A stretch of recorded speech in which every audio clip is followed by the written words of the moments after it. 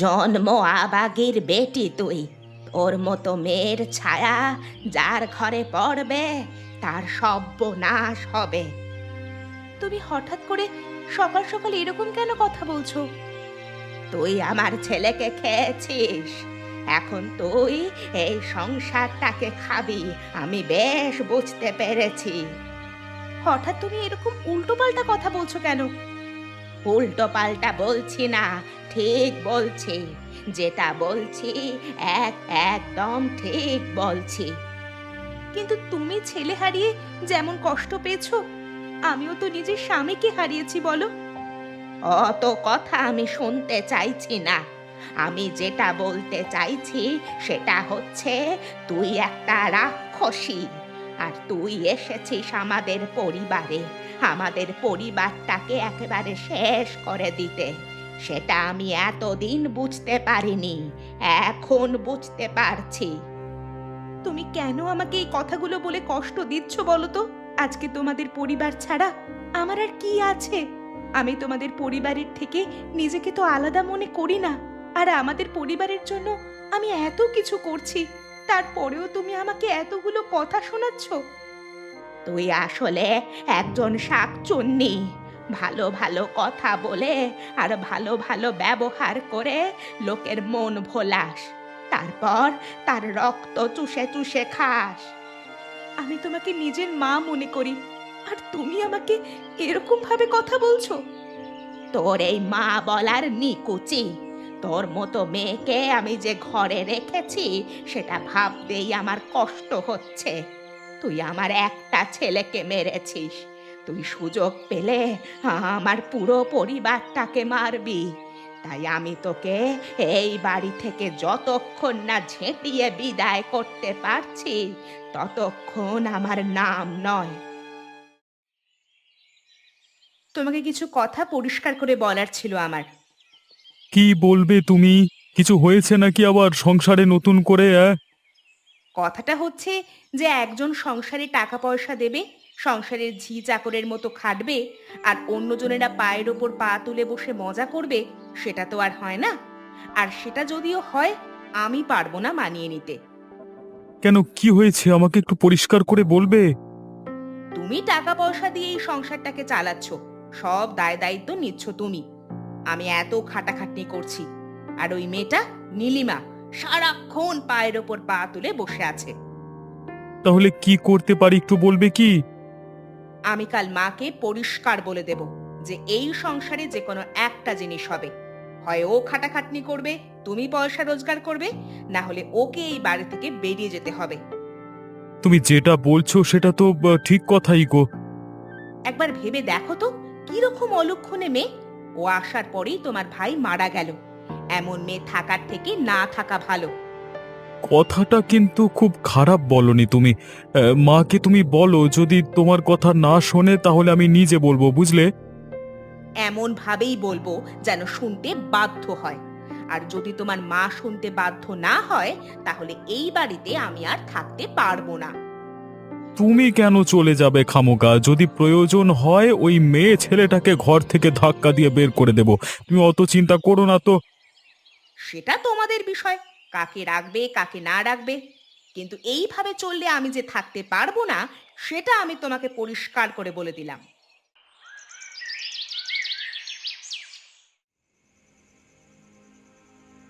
মা, তোমার সাথে আমার একটা কথা ছিল, খুব দরকারি।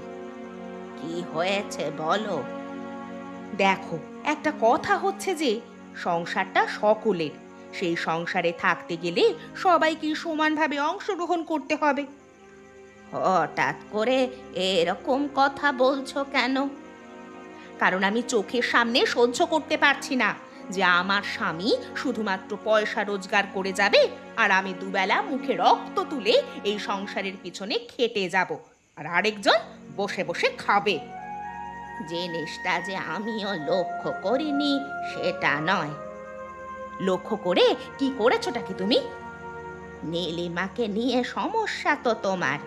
আমিও নীলিমাকে পরিষ্কার বলে দিয়েছি যে এই সংসারে থাকতে হলে এবার থেকে এই সংসারের সমস্ত কাজ ওকেই করতে হবে। যদি ও সমস্ত কাজ করে এই সংসারে থাকতে চায় থাকবে, আর না হলে আমি এই সংসারে থাকতে পারবো না। তুমি আমার সংসারের মা লক্ষ্মী, তুমি এই সংসার থেকে কোথায় যাবে মা? ওই পাজি মেয়ে ছেলেটাকে আমি জুতোর বাড়ি মেরে তাড়াবো। সেটা তোমার ব্যাপার, তুমি কি করবে তোমার ছোট বৌমার সঙ্গে। আমি সে বিষয়ে একটা কথাও বলতে চাই না বাবা। আমি শুধু বলতে চাই যে ওই মেয়েটা ছল করতে জানে, আর ওরকম মেয়ে ছেলেকে শায়েস্তা করতে না পারলে এই সংসারটা কিন্তু ভেঙে যাবে। তোমার কি মনে হয় আমি কি বুঝতে পারছি না? আমি সব বুঝতে পারছি। তুমি শুধু একটু ভরসা রাখো আমার ওপরে। ঠিক আছে, ভরসা রাখছি, দেখি কতটা কি হয়।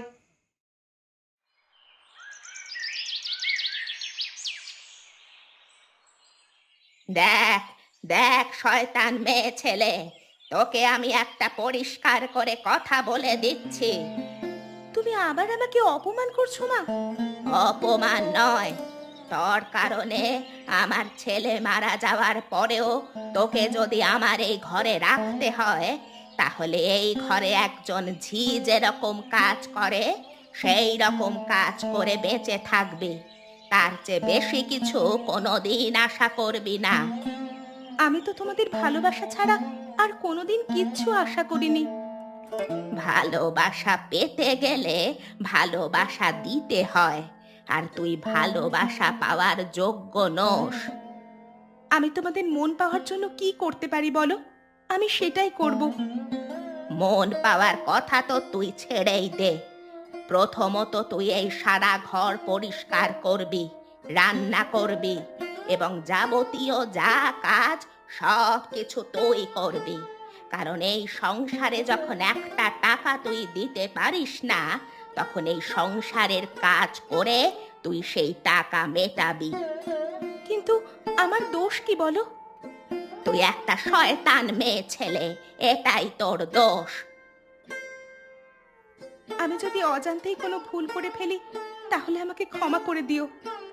তুই যে অপরাধ করেছিস তার কোনো ক্ষমা নেই।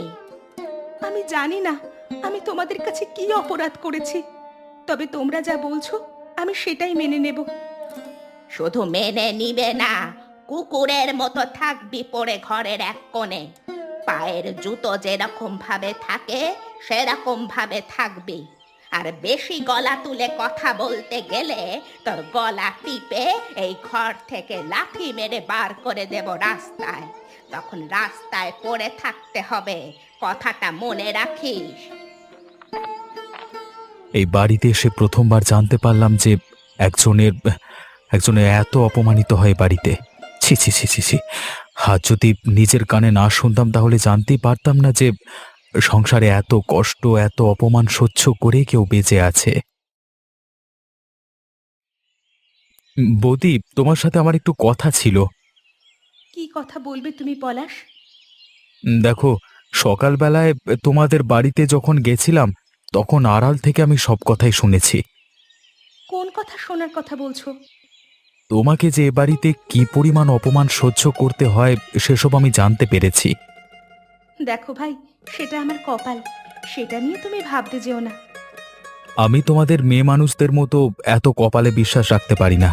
আমি শুধু একটাই জিনিসে বিশ্বাস রাখি, সেটা হচ্ছে নিজের বলে নিজের সার্থক হয়ে নিজের পায়ে দাঁড়ানো। তোমরা পুরুষ মানুষ অনেক কিছুই ভাবতে পারো, কিন্তু আমরা মেয়েরা অত কিছু ভাবতে পারি না। আমাদের সমাজ আমাদের এত সুযোগ দেয় না। সুযোগ কেউ কাউকে দেয় না, সুযোগ করে নিতে হয়। তুমি যে সুযোগের কথা বলছো সেটা আমার জন্য নয় হয়তো। আমি একজন গ্রাম্য শুভাকাঙ্ক্ষী হয়ে বলতে চাই যে নিজের পায়ে দাঁড়াও, নিজের বলে ঘুরে দাঁড়াও। যতক্ষণ না নিজের পায়ে দাঁড়াবে ততক্ষণ এই সমাজ তোমাকে কোনো দিন স্বীকার করবে না। আর তাছাড়া এই সমাজে অনেক কুসংস্কার আছে, সেই সমস্ত কুসংস্কার দিয়ে তোমাকে নিজ প্রমাণ করে ছাড়বে।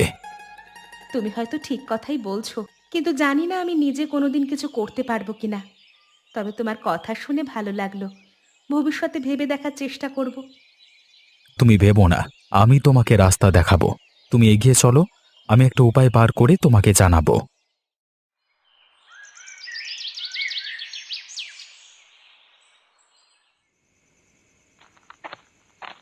দাঁড়াও নীলিমা, কোথায় যাচ্ছ? খেতে বসতে যাচ্ছি মা।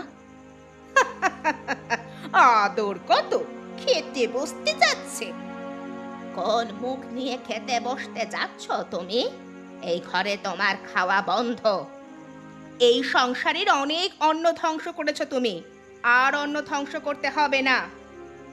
আর তুমি আমাদের বাড়িতে খেতে পারবে না। যদি থাকার ইচ্ছা হয় এমনি থাকবে, কিন্তু খাওয়া দাওয়া তোমাকে আর আমরা দিতে পারবো না। কিন্তু তোমরা যে বলেছিলে আমি ঘরের সব কাজ করে দিলে তোমরা আমাকে খেতে দেবে। বলেছিলাম, কিন্তু এখন ইচ্ছা করছে না। আসলে তোমার ছায়া যেখানে পড়ছে সেখানেই সর্বনাশ হচ্ছে। তাই তোমার মতো মেয়ে ছেলেকে এই ঘরে রাখতে ইচ্ছা করছে না। তোমরা আমাকে কেন এভাবে অপমান করছো বলো তো? আমি কি মরে গেলে তোমরা শান্তি পাবে? ওপরওয়ালা যে কেন আমাকে ডেকে নিচ্ছেন না তার কাছে? ওপরওয়ালা তোমার মতো পাপীকে তার কাছে নিতেও চায় না। তোমাদের ঠাঁই হয় রাস্তায়। আমি জানি না কোন জন্মে কত পাপ করার ফলে এই জন্মে আমাকে এত শাস্তি ভোগ করতে হচ্ছে। পাপের কি আর তোমার শেষ আছে? যে আসার পরেই নিজের স্বামীকে মেরে ফেলে, তার আবার পাপের শেষ কিসে?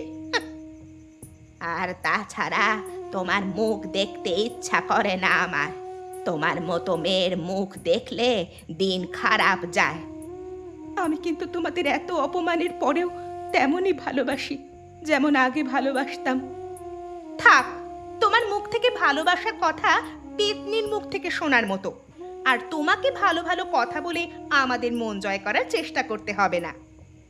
যাও, গিয়ে জল খেয়ে শুয়ে পড়ো। যবে থেকে নিজের পেটের ভাত নিজে জোগাড় করবে সেদিন থেকে খেতে আসবে। চুপচাপ দূর হয়ে যাও এখান থেকে। আর সহ্য করতে ইচ্ছা করছে না তোমাকে। দূর হ বলছি। কি হয়েছে? তুমি আমার সাথে দেখা করতে চাইলে কেন? আমি তোমাকে একটা সাহায্য করতে চাই, একজন মানুষ হিসেবে। কি ব্যাপার বলো? গ্রামের মধ্যে একটা পরিত্যক্ত দোকান আছে। সেই দোকানটার মালিক একসময় আমি ছিলাম। আর আমি চাই এখানে তুমি একটা ভাতের হোটেল দাও। সেটা বানাবো কেন? তোমার মুখ দেখেই মনে হচ্ছে ওরা তোমাকে দিনের পর দিন অত্যাচার করছে। তাই যতদিন না নিজের পায়ে নিজেকে দাঁড় করাতে পারবে ততদিন কেউ তোমাকে সম্মান করবে না। আমিও চাই নিজের পায়ে দাঁড়াতে। ওরা বলেছে আমি আর ওদের বাড়িতে খেতেও পারবো না। মানুষ যে এত ভয়ানক হতে পারে প্রথমবার এদের দেখে জানতে পারলাম। তোমার শুনে ভয়ানক মনে হচ্ছে, কিন্তু আমি এই ভয়ানক জীবনটার মধ্যে দিয়ে যাচ্ছি। সেই জন্যই শুধুমাত্র একজন শুভাকাঙ্ক্ষী হিসেবে তোমাকে আমি এই রাস্তাটা দিতে চাইছি, যাতে তুমি এই রাস্তাটার মধ্য দিয়ে নিজেকে উদ্ধার করতে পারো। ঠিক আছে, আমি চেষ্টা করব। প্রত্যেক মানুষই চায় নিজেকে দাঁড় করাতে, কিন্তু আমি তো ওদের শুধু ভালো চেয়েছিলাম।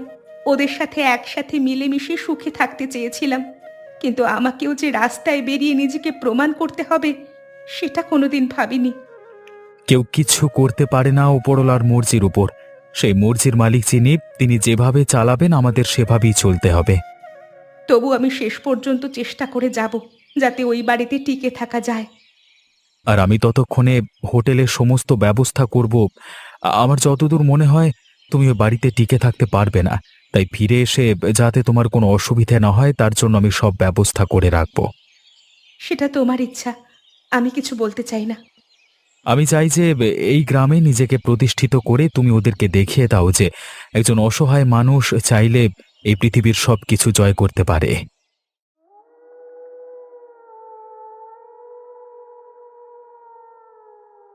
এই এই শয়তান মেয়ে ছেলে, তুই কি করছিস রে এখানে এত রাতে? ও মা, আমি আমি ভয় পেয়ে গেছি। ইয়ে মানে আমাকে ছেড়ে দাও। তোর এত বড় সাহস, তুই রাতের বেলায় রান্নাঘরে এসে খাবার চুরি করছিস? তোকে আমি বলেছিলাম যে তোকে আর খেতে দেব না। আমি পুরো একটা দিন কিচ্ছু খাইনি। আমার যে খুব খিদে পেয়েছে। খিদে পেয়েছে তো রাস্তায় গিয়ে খাবি ভিক্ষা করে। এখানে তোকে কোনো রকম খেতে দেওয়া হবে না। আমি তো শেষ পর্যন্ত তোমাদের সাথে মানিয়ে নিয়ে চলার চেষ্টা করছি, তুমি আমাকে কেন এরকম করছো? তবে রে মেয়ে ছেলে, দেখ। ছেড়ে দাও, আমাকে ছেড়ে দাও। তোকে আমি ছেড়ে দেব না। তোর সাহস কি করে হয় তুই রান্নাঘরে ঢুকে আমাদের কষ্টের খাবার চুরি করে খাচ্ছিস? হ্যাঁ, এই বাড়িতে তোর কোনো জায়গা নেই এরপর থেকে। একটুখানি তো আমি খাবারই খেয়েছি, এতে কি এমন মহাভারত অশুদ্ধ হয়েছে? সেটা তুই বুঝবি না। আমি যেটা বলছি সেটা কান খুলে শুনে রাখ। আমি যেটা এই বাড়িতে আদেশ দিই সেটাই হয়। আমি আদেশ দিয়েছি যে তুই এই বাড়ির অন্ন স্পর্শ করবি না, আর সেটাই হবে। আমি তো তোমার আদেশ এতদিন শুনে এসেছি বলো, কিন্তু পেটে খিদে নিয়ে কি বাঁচা যায়? আমার খুব কষ্ট হচ্ছিল, মনে হচ্ছিল আমি মরে যাব। দেখ দেখ, যদি মরে যাওয়ার ইচ্ছা হয় তাহলে রাস্তায় গিয়ে মরবি, এই বাড়িতে নয়। তোমরা কি আমার কষ্টটা কোনোদিন বুঝবে না? তোর কষ্ট বোঝার কোনো দায় আমার নেই। তোমরা আমার সাথে এরকম কেন করছো বলো তো? তার একটাই কারণ, আমাদের তোকে পছন্দ নয়। তোর মুখ দেখলে আমাদের দিন খারাপ যায়।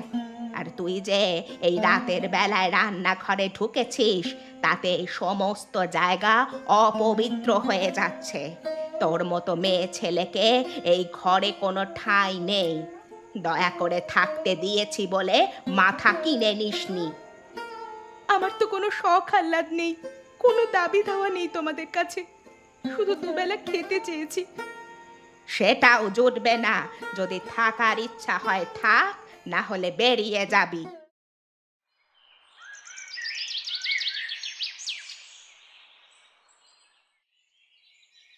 কিছু ব্যবস্থা হয়েছে পলাশ? হোটেল খোলবার জন্য আমি সমস্ত জোগাড় যন্ত্র করে ফেলেছি। কি জোগাড় করেছো একটু শুনি। আমার ওই যে পুরনো হোটেলটা ছিল, ওখানে আমি সমস্ত ব্যবস্থা করে ফেলেছি একটা মাছ ভাতের হোটেল খোলবার জন্য। এবার শুধু তুমি যাবে, গিয়ে রান্না করবে, তারপরে আমরা হোটেল খুলে দেব। আমি কাল লুকিয়ে লুকিয়ে খিদে পেয়েছিল বলে খেতে গিয়েছিলাম, তাই জন্য আমাকে প্রচুর মার মেরেছে এবং অপমান করেছে রাতের বেলায়। আমার তো কথাগুলো শুনেই গায়ের ভেতরে জ্বালা করছে। এবারে ভেবে দেখো, আমি এই অবস্থার মধ্যে দিয়ে আছি, তাও আমি ওদেরকে ছেড়ে যেতে চাই না। শেষ মুহূর্তে যদি ওরা আমাকে মানিয়ে নেয় তাহলে আমি ছেড়ে যাব না। আচ্ছা, এখন ছেনালি করে এই সব কথা বলা হচ্ছে? গোপনে গোপনে জল এত দূর গড়িয়ে ফেলেছে? আজকেই আমি এর ব্যবস্থা করব। যদি এর ব্যবস্থা আমি সঠিক না করতে পেরেছি তবে আমার নাম নয়।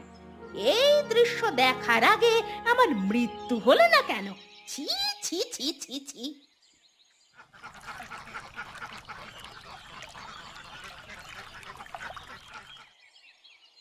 আমার খুব খিদে পেয়েছে, তোমরা কি আজকেও আমাকে খেতে দেবে না? আমার খুব মাথা ঘুরছে। শুধু খেতে দেওয়ার ব্যাপারটা নয়, এই মেয়ে ছেলে যদি এই বাড়িতে থাকে তাহলে আমি এই বাড়িতে অন্ন জল গ্রহণ করব না। কি হয়েছে লতা? আবার নতুন করে কিছু হয়েছে নাকি? ঢলানি দেখে বেড়াচ্ছি। রাস্তাঘাটে ওই পলাশ নামের ছেলেটার সাথে এই নীলিমা গোপনে গোপনে কথা বলছে। কোথায় গিয়ে যেন হোটেল খোলার ব্যবস্থা করছে এরা। কি বললে তুমি? কি সব উল্টোপাল্টা কথা বলছো? হ্যাঁ, দিদি, তোমার একটু ভুল হচ্ছে, ব্যাপারটা সেরকম নয়, আমাকে একটু বুঝিয়ে বলতে দাও। হায় হায়, আমি ঠিক এই সন্দেহটাই করেছিলাম, আর সেটাই হলো আমার সাথে। আমার বাড়ির মান সম্মান সব ধুলোয় মিশিয়ে দিল এই মেয়ে ছেলেটা। এরকম চরিত্রহীনকে এই বাড়িতে যদি রাখা হয় তাহলে আমি এই বাড়িতে আর থাকতে চাই না। কিন্তু ব্যাপারটা সেরকম নয় তোমরা যেরকম ভাবছো। পলাশ আমার নিজের ভাইয়ের মতো, ও নিজের দিদিকে যেরকম সাহায্য করে সেরকম ভাবেই আমাকে সাহায্য করতে চেয়েছে। ওরকম কত ভাই যে আছে সমাজে সেটা আর আমরা জানতে চাই না, বুঝলে? ঠিক আছে, তোমরা যখন আমাকে বিশ্বাস করো না আর আমার উপর এরকম অত্যাচার করছো, আমিও আর এই বাড়িতে থাকবো না। থাকতে তোকে কে বলেছে? বেরিয়ে যা, বেরিয়ে যা বলছি। এখান থেকে বেরিয়ে যা, না হলে আমরা তোকে মেরে এই বাড়ি থেকে বার করব। জুতোর বাড়ি মারলেই সব ভূত নেমে যাবে। তোমাদের আর অত কষ্ট করতে হবে না, আমি বেরিয়ে যাচ্ছি এই বাড়ি থেকে। যেদিন নিজেকে প্রমাণ করতে পারবো সেদিন তোমরা বুঝবে।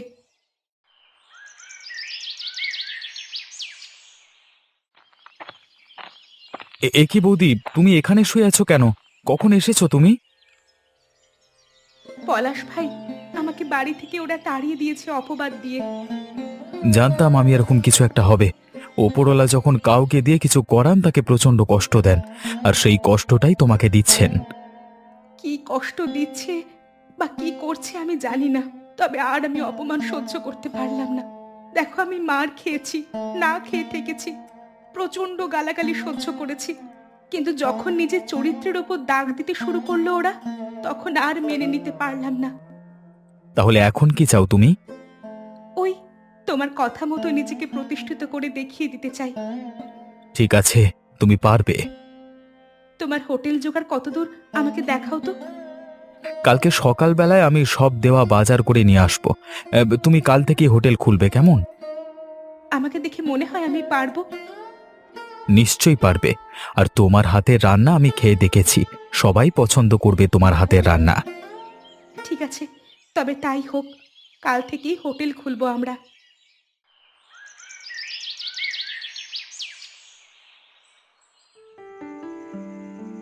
বউ দেমাগ দেখিয়ে বলে গেল যে হোটেল খুলবে। কত বড় তীর মারতে পারে একবার দেখার ইচ্ছা হচ্ছে। ওই মেয়ে ছেলে করতে পারে না এমন কোনো কাজ নেই।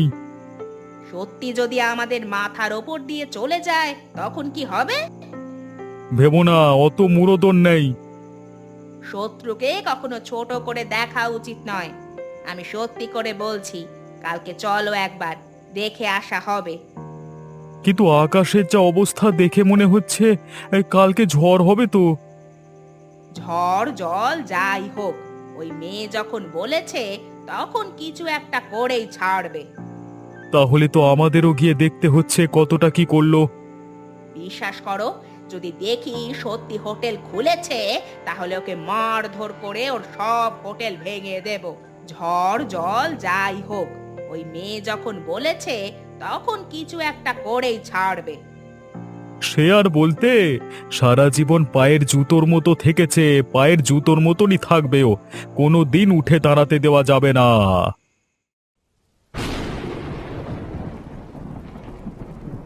দেখো আমাদের কপালটা, এতদিনের মধ্যে আজকেই এত জোর ঝড় উঠতে হলো।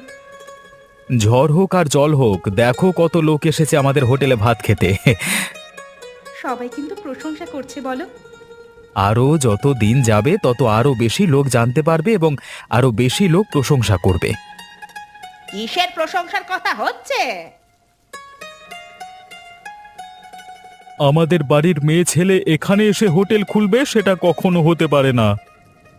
আমি আর ওই বাড়ির মেয়ে নই, আর আমার উদ্দেশ্যে সম্মান দিয়ে কথা বলবেন আপনারা। আমি যখন রাস্তায় বেরিয়ে এসে ব্যবসা শুরু করতে পেরেছি তখন এই ব্যবসাটাই আমার পরিচয়, আমার আর অন্য কোনো পরিচয় নেই।